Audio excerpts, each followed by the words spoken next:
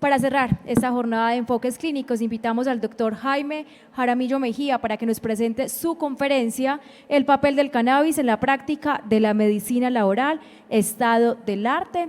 Él es anestesiólogo, algesiólogo, paliativista de la Universidad del Bosque, Fundación Santa Fe de Bogotá, Universidad del CES, experto en cannabis medicinal, director científico de Pensacana. Al final vamos a realizar entonces las preguntas de ambas conferencias, ya que tienen similitudes. Bienvenido. Bueno, muchas gracias a los valientes que se han quedado hasta esta hora. Vamos a tratar de no castigarlos a la fidelidad con algo muy tedioso. Vamos también a abreviar porque el planteamiento inicial era una conferencia de 50 minutos y 10 minutos para la respuesta. ¿Podemos empezar? Sí. Hacia atrás. Bueno. Vamos a hablar entonces, vamos a dar una visión de los cannabinoides, para qué sirven y cómo funcionan y todo eso. Entonces, les cuento un poco nuestro interés. Nosotros queremos hacer como un enfoque general al manejo del cannabis desde el punto de vista medicinal, que tenga que ver con la atención clínica, con la investigación y con la provisión de productos farmacéuticos, porque creemos que es una herramienta terapéutica valiosa que debe ser cuidada para no desperdiciarla o no ponerla en riesgo de mal uso o no desprestigiarla. En el año 2021 hicimos una guía de práctica clínica para el uso del cannabis en medicina enfocado a la población general adulta colombiana. Para la prescripción están disponibles, las pueden comprar aquí en el stand de Curacana o las pueden comprar por internet. Sacamos una versión completa que tiene unas 150 páginas, 1500 referencias, que responde también con la metodología de preguntas PECOD, responde 37 preguntas PECOD sobre el uso del cannabis medicinal, un resumen, un extracto para profesionales de la salud que tiene unas 50 páginas y una versión en lenguaje llano para pacientes, que está en lenguaje sencillo y se extrae lo fundamental. Esto es como parte del trabajo académico de Pensacana, que es un tanque de pensamiento dedicado al estudio del cannabis medicinal para mejorar el nivel de conocimientos de los médicos prescriptores y de los pacientes usuarios. Para desarrollar estas guías de práctica clínica, cuyo resumen les voy a presentar en esta conferencia, pues reunimos un grupo de expertos en distintas disciplinas de la medicina, epidemiólogos clínicos, expertos en invitamos a representantes de pacientes, a representantes de sociedad civil, bueno, participamos cerca de 40 personas, se hizo una revisión prácticamente de un estado del arte, usamos la misma metodología de consenso, porque en el cannabis medicinal para la población general tampoco hay un cuerpo de evidencia que le permita a uno formular una guía de práctica clínica basada en la evidencia. Entonces formulamos una guía de práctica clínica basada en consenso de expertos. La guía que estamos haciendo para población trabajadora va aquí en el tercer paso. Esta guía ya está terminada y ya está publicada, o sea que ya terminó el cuarto paso. Esta es la forma como formulamos las preguntas PECOD. Estos son ejemplos de algunas de las preguntas, que es el paciente, la intervención o la exposición, la comparación, el resultado y el tiempo de evaluación. Esta formulación de pregunta PECOD la volvimos a una redacción clara y de acuerdo a la pregunta PECOD seleccionamos las palabras claves e hicimos una revisión de la literatura mundial en las bases de datos más grandes y seleccionamos lo que podría ayudar a responder la pregunta. Entonces, aquí vamos a hacer una síntesis de esa guía en la que vamos a presentar la planta y sus componentes, la función del sistema endocannabinoide, una vista muy rápida, la farmacología del THC y del CBD, el marco legal colombiano sobre el cannabis medicinal y la evidencia actual sobre el uso del cannabinoides para aliviar síntomas en distintas condiciones de salud. Y por último, una mención muy rápida, porque ya la doctora Castillo pues, mencionó prácticamente todo sobre los riesgos del cannabis en la población trabajadora.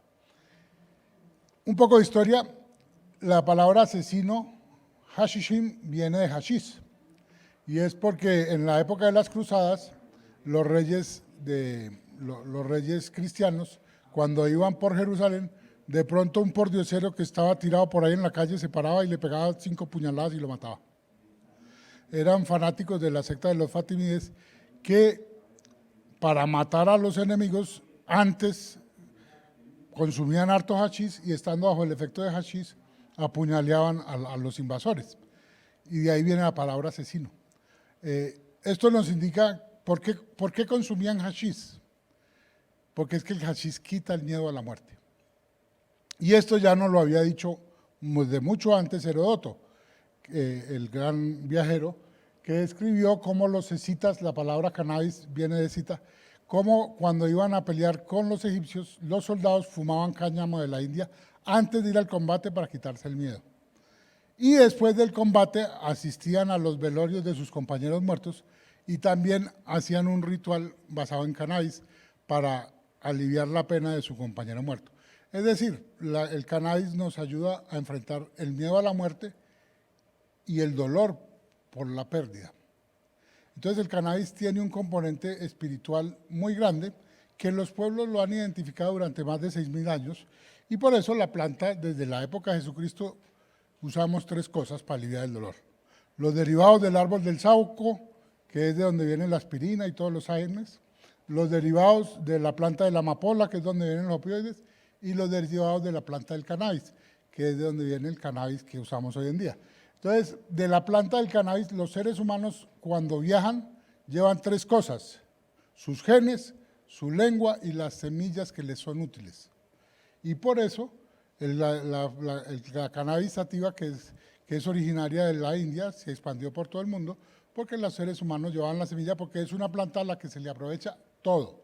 Se le aprovecha la raíz para sacar extractos, para sacar aceites, para sacar semillas, se le aprovecha el tallo y las hojas para hacer follaje, para hacer comprimidos de madera, para hacer tejidos, y se le aprovecha la flor para sacar extractos medicinales. Entonces, de la planta del cannabis se aprovecha prácticamente todo, y por eso los seres humanos durante cientos de años la han llevado. La cannabis estaba en las farmacopeas hasta 1920, cuando empezó la presión para sacar el cannabis de la farmacopea, y desde 1950 dejó de considerarse un medicamento. Y por eso en el siglo XX, que fue la época de mayor desarrollo de la medicina, pues no se investigó prácticamente nada sobre el cannabis. Y entonces tenemos 50 años de atraso con respecto al desarrollo del cannabis como medicamento. Entonces, la planta tiene varios tipos de sustancias. Perdón, es que ¿cómo hago para devolverme? Ah, ya, aquí. Entonces, como les decía, desde que el hombre empezó a escribir en las tabletas sumerias, hay referencias al cannabis, pero si ustedes buscan PubMed, van a ver que en los años 70 hubo un poquito de publicaciones sobre el cannabis, cuando hubo interés por la psicodelia del cannabis, y después prácticamente la investigación murió hasta después del año 2010-2020, cuando renació el interés por el cannabis medicinal. Entonces, prácticamente no hubo investigación técnico-científica moderna sobre el cannabis, pero la literatura sí habla de 6.000 años de tradición y de historia del uso de esta planta como medicamento. La planta se han identificado varias cosas. Uno son los cannabinoides, que la planta tiene más de 400 cannabinoides, unos psicoactivos, otros no psicoactivos, y tiene terpenoides y flavonoides. Todos ellos contribuyen al efecto de la planta. Los terpenoides es lo que le da el olor, es muy importante a las plantas porque así es como atraen las abejas para que las fecundicen. Tiene que ver mucho con la defensa de las infecciones. Y los terpenoides se usan mucho en aromaterapia y en medicina, y se usan mucho en la industria, es lo que le da los olores y los sabores a las cosas, el limonel, otro. Y dentro de los cannabinoides, pues hay más de 100 y pico de cannabinoides identificados, de los cuales solo se han estudiado a profundidad 2. Entonces, los seres vivos tenemos un sistema endocannabinoide. Todos los seres vivos producimos cannabinoides, 2 tipos de cannabinoides, la enantiamida y el 2-DPG. Las plantas producen sus cannabinoides y los seres humanos hemos desarrollado por ingenio en el laboratorio clínico unos cannabinoides sintéticos. Entonces los cannabinoides hoy en día los dividimos en fitocannabinoides cuando se extraen de la planta, endocannabinoides cuando los producimos los seres vivos en nuestro organismo y los sintéticos cuando se producen en un laboratorio. De los cannabinoides, de los fitocannabinoides, se dividen básicamente en psicoactivos y no psicoactivos, según se unan a un receptor, que es el CB1, que es el que tiene que ver con el efecto psicológico, que fue el que se buscó inicialmente en los años 70, que se describió el doctor Mechulain en Israel en los años 70, pero a finales del siglo XX descubrieron que había otro receptor que no se ligaba al THC sino al CBD, entonces hay un receptor CB1 y CB2. ¿Por qué los seres humanos y los animales compartimos un sistema con las plantas? Es porque esto es un sistema de respuesta que es archiviejo. Cuando nació la vida, esa entelequia que llamamos vida, que se fundó en el mar del Precámbrico, la vida se mantiene solo si se mantienen estables las condiciones de pH, de osmolaridad, de temperatura. Entonces el cambio entre el medio interior y el medio exterior se hace a través de unas proteínas de membrana. Hay solo 8 proteínas de membrana, ¿sí?, que son todas muy parecidas. La proteína de membrana que regula el sistema de las prostaglandinas, la proteína de membrana que regula el sistema de los opioides, es la misma proteína de membrana que regula el sistema de los endocannabinoides. Solo cambian unos pequeños péptidos. Entonces son proteínas del grupo que se llaman G8 porque tienen 8 péptidos. Entonces el receptor de los cannabinoides está ahí y está ahí desde que éramos organismos unicelulares. Y por eso todos los seres vivos, todos los mamíferos, las algas, los vegetales, tenemos receptores para cannabinoides. Entonces los cannabinoides tienen que ver con la vida, nacer, crecer, reproducirse y morir. Y por eso los cannabinoides tienen que ver con todas las funciones vitales.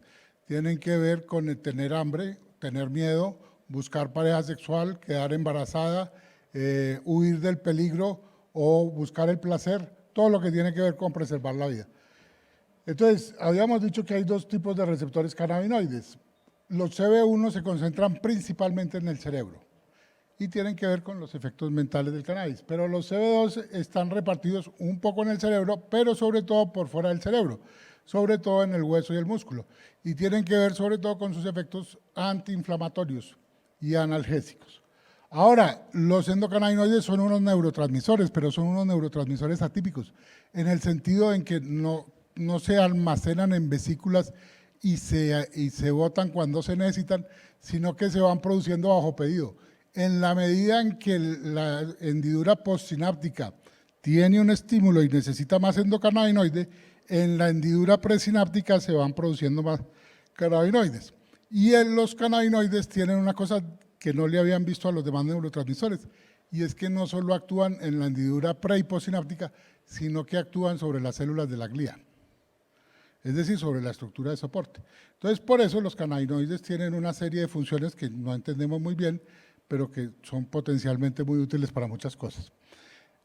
Ellos actúan muy parecido a como actúan todos los psicofármacos que actúan sobre el GABA, y es que estabilizan la membrana, disminuyen el flujo de sodio y de potasio, y por eso son anticonvulsivantes, y por eso son analgésicos, y por eso son ansiolíticos. Pero no solo hacen eso, sino que estabilizan el calcio, y por eso pueden prevenir el daño isquémico. Y además modulan o interactúan con muchos otros neurotransmisores. Entonces es algo muy complejo que apenas estamos empezando a entender. Lo que le entendieron a las prostaglandinas y lo que le entendieron a los opioides hace 60 años, hasta ahora lo estamos viendo con los cannabinoides. En todo caso es un sistema mucho más complejo, más extenso, con más funciones que por ejemplo, el sistema de las prostaglandinas. Entonces, la principal utilidad del cannabis en el mundo antiguo y moderno es aliviar el dolor. El cannabis alivia el dolor por 2 mecanismos. Uno, porque cuando uno se golpea, hay un estímulo ascendente que aumenta el dolor y un estímulo descendente que lo disminuye, que lo modula. Los sistemas ascendentes están modulados por la dopamina, la serotonina y todo eso, y los sistemas descendentes son 2, que son el sistema endocannabinoide y el sistema de endorfinas o endoopioide. O sea que al mismo tiempo que uno se golpea, el cuerpo bota endocannabinoides y bota endorfinas para modular el dolor. Y entonces esa es una función muy importante. Pero la otra más importante es que cambia la percepción. La misma zona del cerebro donde actúan los cannabinoides es la zona donde está el miedo y donde está el placer. Los seres humanos aprendemos por empatía y aprendemos o porque nos duele o porque nos da placer. Resulta que justo ahí es donde actúan los opioides y los cannabinoides y por eso son adictivos. Y por eso producen placer también. Y por eso alivian el dolor. Pero también modifican nuestro aprendizaje frente al dolor.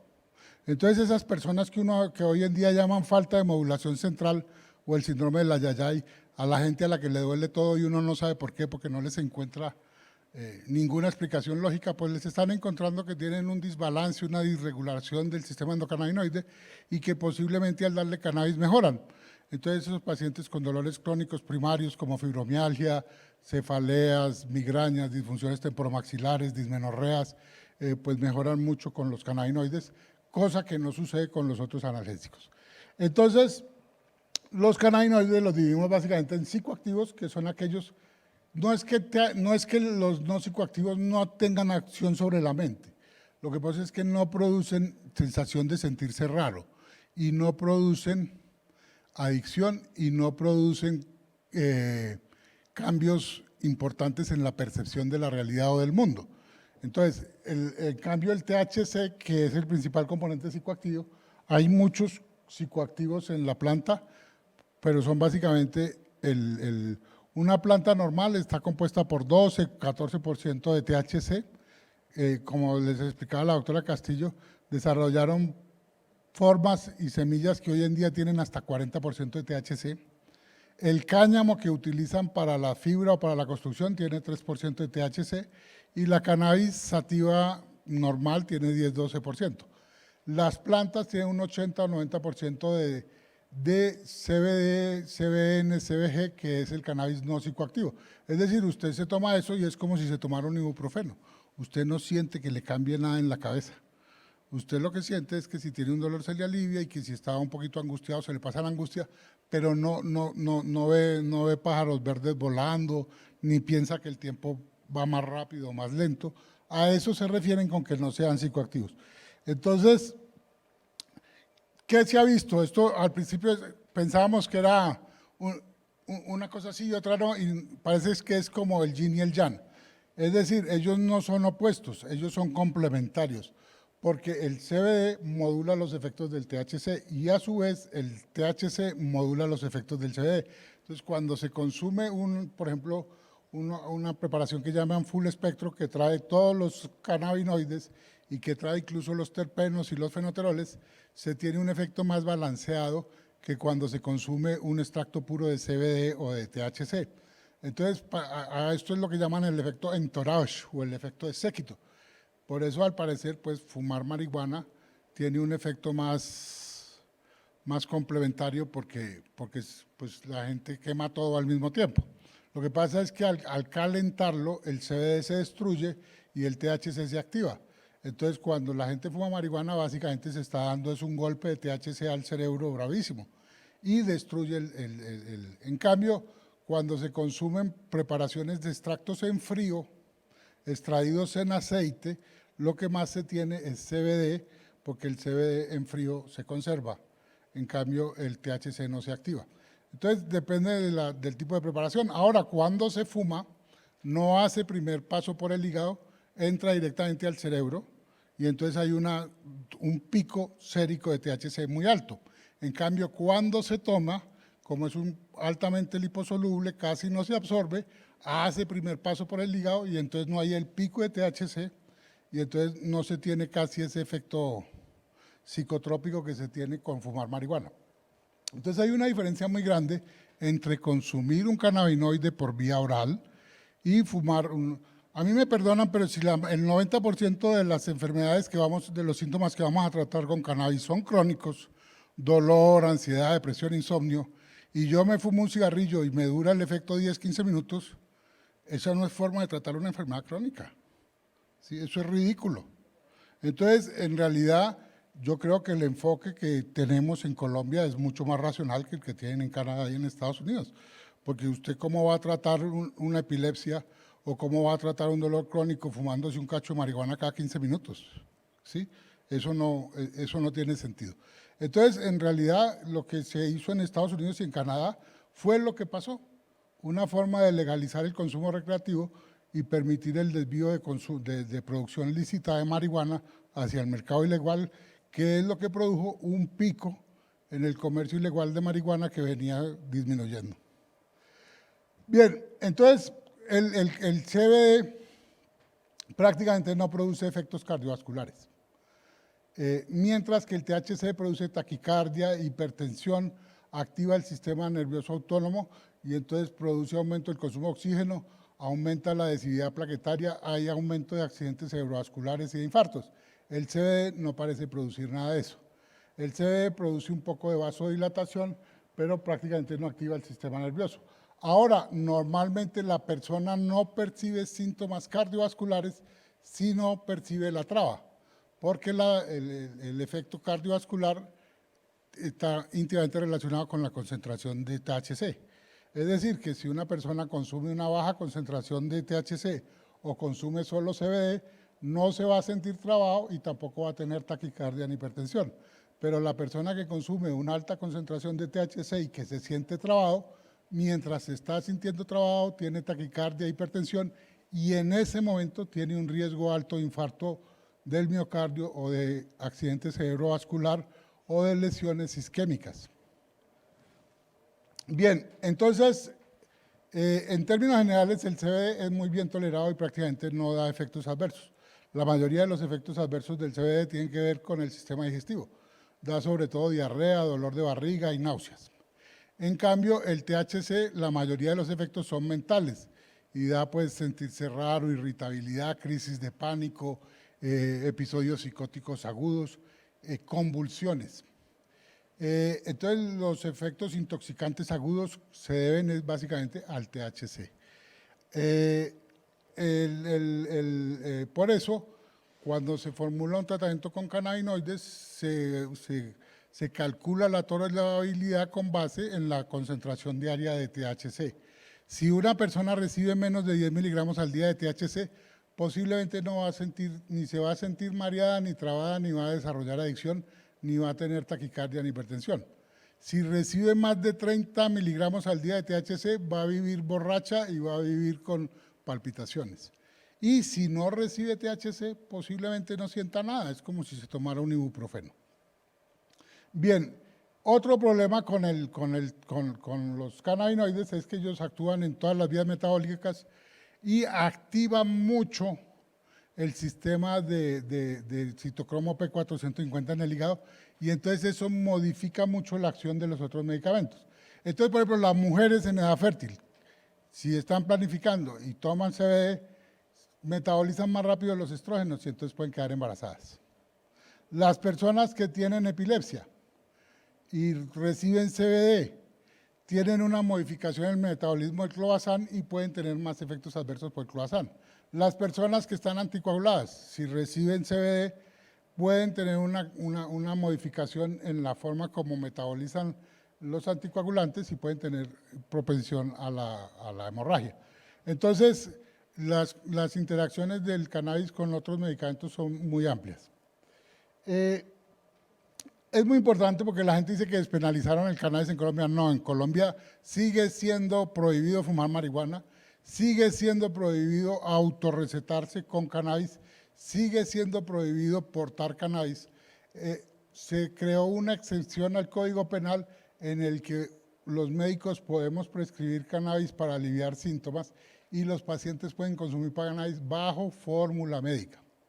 Y no cualquier cannabis, un cannabis procesado como si fuera un producto farmacéutico terminado y dispensado de la misma manera que se dispensa cualquier otro medicamento. Entonces aquí no está permitido el consumo de flor seca, ni de productos artesanales, ni de extractos fitoartesanales y eso que es como lo consume la mayoría de la gente. Eso sigue siendo delito y sigue siendo penalizado. Entonces, el marco normativo colombiano es un marco muy sensato, fue hecho con mucho juicio, con mucha asesoría técnico-científica y básicamente regula todo desde la semilla hasta la preparación que trae el paciente. Eso solo se pueden hacer ciertos cultivos de ciertas semillas, hay que pedir permiso para eso. En materia prima, entonces dividen psicoactivo y no psicoactivo. Las plantas y las resinas que tienen más de 1% de THC se considera psicoactiva. Hay que diferenciar el producto terminado de la materia prima. El producto terminado, la fórmula magistral, el jarabe, la pepa, si tiene más de 0,2% de THC, se considera psicoactivo y es controlado. La materia prima, la resina de donde van a sacar el medicamento, si tiene más de 1% de THC, se considera psicoactivo y se considera controlado. Si esa planta que yo sembré tiene más de 10 miligramos de THC por 100 mililitros de resina, es una planta psicoactiva y requiere licencia especial.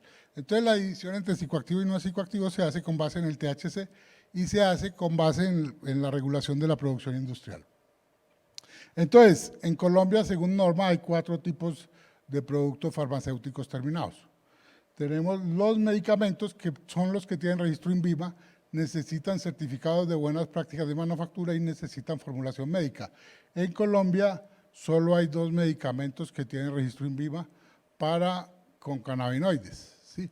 ¿Por qué? Porque para usted obtener un registro certificado tiene que demostrar la seguridad y la inocuidad del medicamento, y como hasta ahora hay muy pocos estudios clínicos, pues la mayoría no cumplen con los criterios para obtener un registro INVIMA. Entonces la mayoría de lo que se consigue son fórmulas magistrales. Una fórmula magistral es prácticamente lo mismo que un medicamento, sino que no se hace de manera masiva para cualquiera, sino que se hace de manera artesanal para ti, con tu nombre, ¿sí?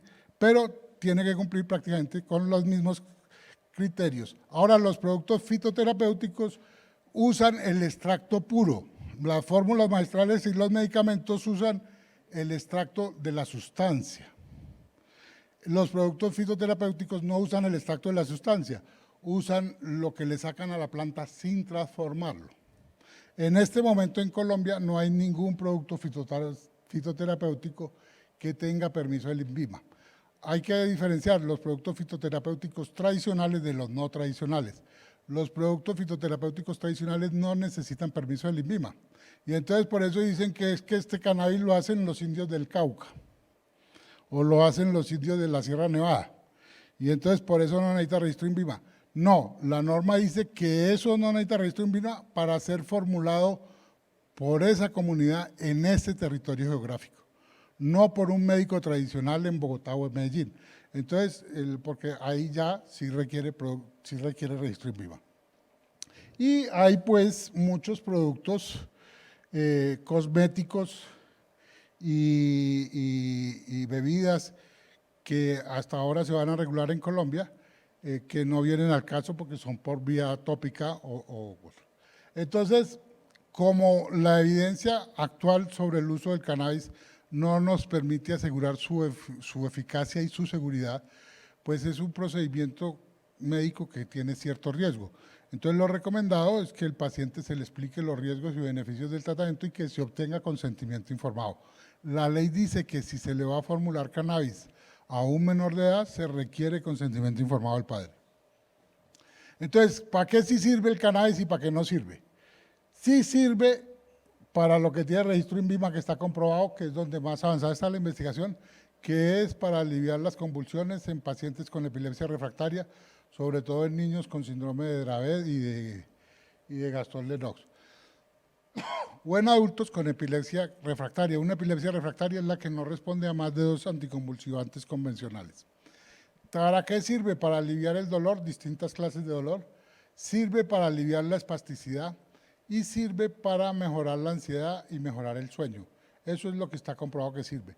No sirve ni para curar el cáncer, ni para el leucoma, ni para bajar de peso, ni para nada de eso, porque hasta la fecha eso no se ha comprobado. El cannabis, mucha gente con cáncer lo usa para mejorar la tolerancia a la quimioterapia, pero en internet aparece mucho que el cannabis cura el cáncer. No, de eso no hay una evidencia y ninguna persona debe abandonar su tratamiento antineoplásico para tomar cannabis para curar el cáncer. Esto ocasionó mucha controversia en el año 2018, En el año 2018 la FDA le dio permiso al Epidulex, que es un extracto de CBD puro de 100 miligramos por mililitro para el tratamiento de la epilepsia en los niños. Y esta compañía farmacéutica juntó más de 10 estudios clínicos que eran cerca de 1.800 niños epilépticos con epilepsia refractaria que habían respondido bien al CBD. Después del 2018, cuando le concedieron el registro al Epidulex, se han publicado otros 5.000 pacientes más. Y pues se ha comprobado la eficacia y la tolerabilidad del CBD en el manejo de la epilepsia. O sea que donde más avanzada está la investigación es en el tratamiento de la epilepsia. El principal motivo para formular cannabis en el mundo hoy en día es el alivio del dolor, pero no todos los tipos de dolor. Y en esto ha ido cambiando. Al principio decían que el cannabis era muy bueno para aliviar el dolor neuropático. Y resulta que era que toda la investigación era con cannabis fumado en Estados Unidos y Canadá, que son altas concentraciones de THC, y que el cannabis no servía para el dolor osteomuscular. Hoy en día que se usa el cannabis medicinal oral y que tiene más CBD y poco THC, lo que se ha visto es que estas preparaciones orales no alivian también el dolor neuropático y en cambio sí alivian mucho el dolor somático. Entonces ha ido cambiando. Y también se decía que aliviaba mucho el dolor por cáncer. La evidencia hoy en día muestra que no es tan bueno para aliviar el dolor por cáncer, que es básicamente neuropático, pero que como manejo integral del paciente oncológico sí ayuda porque se matan varias piedras con el mismo tipo. Entonces, ¿qué se ha visto? Que el CBD, lo que habíamos dicho, disminuye los efectos psicotrópicos del THC y que a su vez el THC mejora la tolerancia al CBD. Entonces, lo que hoy en día se propone es hacer mezclas balanceadas. Pero básicamente el CBD no tiene mucho que ver con los efectos mentales, es ansiolítico, mientras que el THC produce crisis de angustia y de ansiedad. Y por eso se propone el CBD como ansiolítico, para las fobias sociales, sobre todo el síndrome de estrés postraumático, el miedo a hablar en público o la ansiedad primaria. Entonces, en el cuidado paliativo se requiere un manejo integral. Ya vimos que el cannabis, cuando uno está muy jodido y ya se va a morir, lo que más le tiene miedo es a la muerte. Parece ser que el cannabis lo ayuda a uno a aceptar su propia muerte y lo ayuda a enfrentar la muerte de una manera más tranquila. Lo ayuda como a aceptar la partida y ese es un gran valor del cannabis en cuidado paliativo. Ayuda también entonces a mejorar los síntomas mentales y el dolor. Entonces se hace como les decía, se hace una intervención en distintos niveles y por eso el cannabis pues tiene un amplio papel en cuidado paliativo. Mejora las náuseas y los vómitos por quimioterapia, mejora, uno de los problemas de los pacientes con enfermedad oncológica avanzada es que pierden peso, se desnutren, entran en caquexia. Todas las personas que saben que el cannabis, el THC aumenta el apetito y mejora la sensación de cansancio y entonces desde hace muchos años está aprobado un cannabinoide sintético para tratar la caquexia y la falta de apetito en los pacientes HIV positivos, ¿sí? Y entonces en pacientes oncológicos también tiene este fin. Y pues reduce, como ya hemos dicho, es ansiolítico. Todos los marihuaneros saben lo que es la munchis, y es que después de que se dan un toque de THC alto, se les abre mucho el apetito. Pero misteriosamente, a pesar de que comen mucho, no aumentan de peso. Sí, y es más, todos los estudios muestran que el peso promedio de las personas que consumen marihuana regularmente es mucho menor. Por eso se trató de sacar varios productos para el tratamiento de la obesidad con cannabinoides. Lo cierto es que pues la evidencia muestra que no sirve para tratar la obesidad, que no sirve tampoco para mejorar el peso promedio, pero en las personas con caquexia o con anorexia nerviosa sí les ayuda a abrir el apetito y a no perder tanto peso. También hay un fenómeno farmacológico con los cannabinoides que pasa con muchos productos que se llama el fenómeno de hormesis, es como una U. Es decir, que a pequeñas dosis hace una cosa y a altas dosis hace todo lo contrario. Entonces, los cannabinoides a pequeñas dosis son antieméticos y a altas dosis producen vómito. Entonces, igual como pasa con el hambre, que a pequeñas dosis abren el apetito y a altas dosis quitan el apetito. Entonces, se ha visto pues, en los pacientes que tienen náuseas y vómitos incoercibles por quimioterapia que preparaciones ricas en THC mejoran la tolerancia a la quimioterapia y por eso hoy en día es un tratamiento estándar de segunda línea para las náuseas y vómitos por quimioterapia. Una de las cosas que más se discutió hoy en día es el efecto del cannabis en los trastornos mentales. Hoy en día pues todo el mundo tiene un poco de ansiedad y depresión y el 40% de la población duerme mal. Entonces habría que echarle un antidepresivo al agua del acueducto para que todos fuéramos felices. Pero resulta que las benzodiazepinas y los antidepresivos tricíclicos, que son la otra opción, pues han generado unos problemas gravísimos a nivel social y a nivel personal. Y entonces dicen, pues el cannabis es menos malo que las benzodiazepinas y los antidepresivos. Y si le damos a la gente CBD para que se le quite la ansiedad y duerma mejor y es menos peligroso. Y entonces, pues, es como lo que está en moda. En realidad, los estudios clínicos en animales y con pacientes muestran que el CBD es ansiolítico, que no es adictivo y que tiene mucho mejor tolerancia cardiovascular que las benzodiazepinas y que además no produce depresión respiratoria. Entonces, el CBD se está postulando y hoy en día, después del dolor, es la segunda causa como un tratamiento para inducir el sueño, como hipnótico y como ansiolítico. La evidencia del CBD para tratar otros trastornos mentales, como el síndrome de Tourette, el autismo, el síndrome de estrés postraumático, es muy incipiente y en como antipsicótico, en este momento pues no hay, el cuerpo de evidencia no da para recomendarlo en ese sentido. En cuanto al alivio del dolor oncológico, la evidencia, a medida que uno la mira con el paso de los años, es cada vez menos sólida. Es decir, los estudios de los años 90 con reportes del caso, es que eso era la mano de Dios en un frasquito para aliviar el dolor por cáncer. Cuando ya empezaron a hacer estudios clínicos con grupos de control, se vio que era menos bueno y ahora que se hacen revisiones sistemáticas de grandes series de pacientes, dice, bueno, sí alivia el dolor, no tanto como decían, pero hoy en día el 60% de los pacientes oncológicos reciben cannabis, no tanto por el alivio del dolor, reciben cannabis porque le tienen menos miedo a morir, porque duermen más tranquilos, porque no pierden tanto peso y porque se sienten menos cansados. Entonces, en resumen, el cannabis no sirve para el dolor agudo, los estudios muestran que para el dolor agudo, postoperatorio y postraumático no sirve.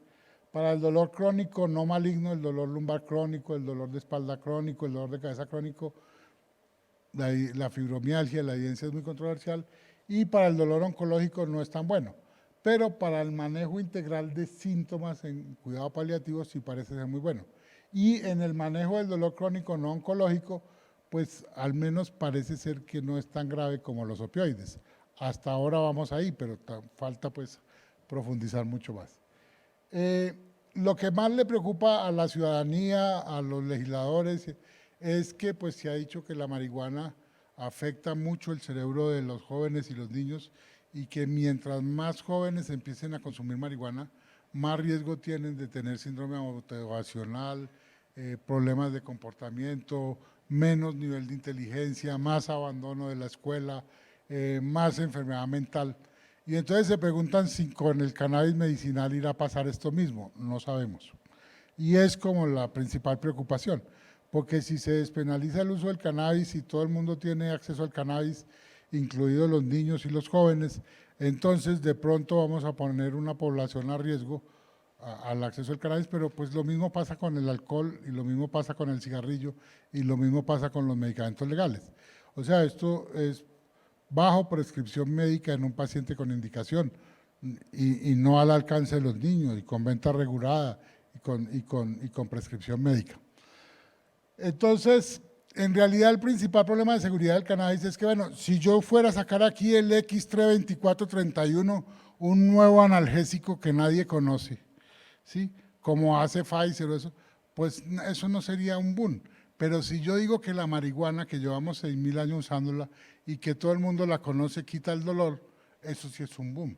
Y entonces el mercado es enorme. Y además, como es patrimonio de la humanidad y es una planta que lleva 6.000 años, no es patentable. Y entonces, pues todo el mundo saca productos que dicen que tiene marihuana. El 90% de lo que decomisa la policía, de lo que venden en las esquinas, no tiene marihuana, porque la marihuana medicinal es muy cara, ¿sí? No tiene nada. A la gente le dicen que tiene marihuana, pero no tiene marihuana. O quién sabe qué marihuana tiene, y tiene unas concentraciones altas de organofosforados, organoclorados, de mercurio y todo eso. Y el otro problema es que la mayoría se compra por internet. Y como le explicó la doctora Patricia, la mayoría de los pacientes que buscan el cannabis medicinal son personas mayores de 50 años, pensionadas, mujeres, que son las presas ideales para el fraude electrónico. Entonces entran a comprar con la tarjeta de crédito por internet un producto de cannabis y no solo le venden un producto falsificado, sino que le toman los datos y le roban. La venta de productos, medicamentos adulterados es el segundo negocio más grande del mundo después del narcotráfico. Y el 70% de las transacciones fraudulentas se hacen con cannabis. O sea que la Interpol y todo tiene una campaña mundial para que la gente no compre cannabis por internet y no pida cannabis así como así, porque primero le venden un producto chimbo y segundo le roban los datos y después le hacen una estafa electrónica. En síntesis, uno dice, bueno, es que el cannabis no tiene la evidencia suficiente y no tiene el peso científico, pero cuando uno comprueba, por ejemplo, la evidencia del ibuprofeno, que llevamos 50 años usándolo, los RR no es mucho mejor que el del cannabis. Entonces, hay muchos intereses creados en favor y en contra, porque el 80%, el mayor productor de cannabis hoy en día es Estados Unidos, y el 80% de la industria del cannabis medicinal está concentrada en Canadá y en el Reino Unido. Es decir, hay un nuevo mercado, hay un nuevo producto, y la mayoría de lo que nos dicen es mentiras. Antes, el papel del médico era arrancarle los pacientes a la muerte, ¿sí? El papel del médico moderno es evitar que los mercachifles de la industria farmacéutica engañen a la gente y se le roben la plata, ¿sí? Entonces, el papel del médico contemporáneo es servir como responsable social, como mediador entre el ciudadano, el gobierno y la comunidad para ayudarlo a tomar mejores decisiones, ¿sí? En este sentido, el cannabis es importante porque el cannabis se despenalizó por presión social y el cannabis se está usando por presión de los pacientes.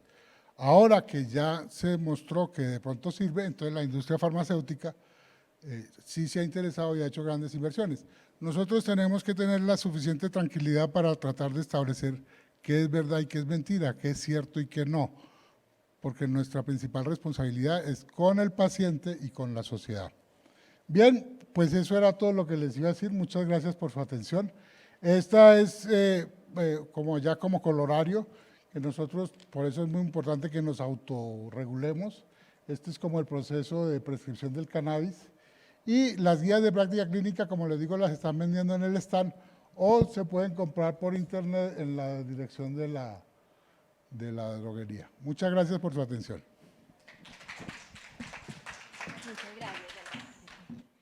Agradecemos al doctor Jaime Jaramillo Mejía. Dudas, inquietudes, preguntas que tengan para nuestros últimos conferencistas, por favor. Listo, muchas gracias. Los esperamos mañana desde las 8 de la mañana. Gracias por su paciencia. Los esperamos mañana desde las 8 de la mañana para disfrutar de una nueva agenda. Les recordamos la importancia también de llegar puntualmente, de utilizar el transporte público o compartirlo. Mañana tendremos remate al cierre del evento con trilogía para la Corporación de la Salud Ocupacional y Ambiental. Es muy grato contar con su confianza y presencia física o virtual en la Semana de la Salud Ocupacional. Muchas gracias, que tengan una feliz noche y si Dios quiere nos vemos mañana.